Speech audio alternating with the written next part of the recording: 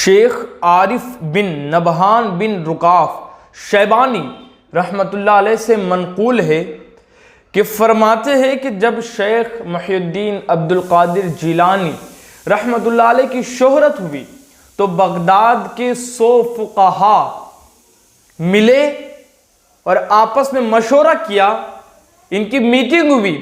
Meeting کے اندر یہ طے پایا کہ سارے فقہا وہ 100 کے 100 فقہا ہم جائیں گے مجلس غوث پاک میں اور وہاں پر غوث اعظم کو آزمائیں گے. 100 فقہا تھے اور اپنی اپنی فیلڈ میں سب مہارت رکھتے تھے. فرماتے ہیں کہ ان لوگوں نے مشورہ کیا کہ ہم مجلس غوث میں جائیں گے اور وہاں پر سارے کے سارے 100 فقہا مختلف علوم میں مہارت رکھنے والے وہ 100 علماء وہ 100 فقہا کہتے کہ ہم اپنے اپنے 100 علوم کے مسئلے غوث اعظم سے دریافت کریں گے اور آزمائیں گے. غوث پاک جواب دے پاتے ہیں یا لاجواب ہو جاتے ہیں. اللہ اکبر. یہ سارے کے سارے 100 فقہا غوث اعظم رحمۃ اللہ علیہ کی مجلس میں حاضر ہوئے. حاضر ہونا تب دل میں لے کر آئے تھے کہ یہ لاجواب ہو جائیں گے. 100 علوم کے مسائل ہم جب ان سے پوچھیں گے تو یہ لاجواب ہو جائیں گے. اللہ اکبر.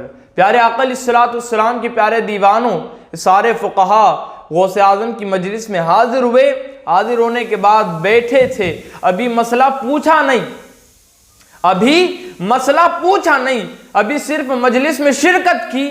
بیٹھے مجلس میں غوث اعظم رحمۃ اللہ علیہ مراقبے میں چلے گئے. مراقبے میں جانا تھا کہ غوث پاک کے سینہ مبارک سے ایک بجلی نکلی اور اللہ رب العزت نے جن کو نظر عطا کی تھی وہ سارے اس بجلی کو دیکھ سکتے تھے. اللہ اکبر. بجلی غوث اعظم کے سینے سے نکلی اور وہ جتنے 100 فقہا آئے تھے ان سارے کے سینوں سے گزر کر وہ بجلی چلی گئی. جیسے بجلی کا گزرنا تھا وہ 100 کے 100 فقہا چلا اٹھے اور غوث اعظم کی کرسی تک پہنچے.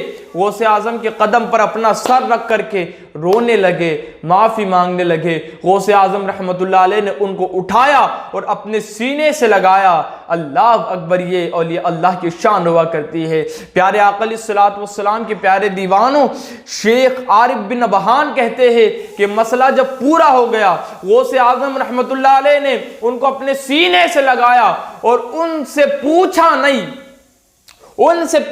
کہ تیرا کیا سوال تھا, تیرا کیا مسئلہ تھا. غوث پاک نے ہر ایک کو سینے سے لگایا, اس کا سوال بھی بتایا اور اس کا جواب بھی عنایت کیا. جب ساروں کے سوال و جوابات پورے ہوئے تو شیخ عارف بن نبہان کہتے ہیں کہ میں ان 100 فقہا کے پاس گیا اور ان سے پوچھا کہ آخر مسئلہ کیا تھا, آخر بات کیا تھی.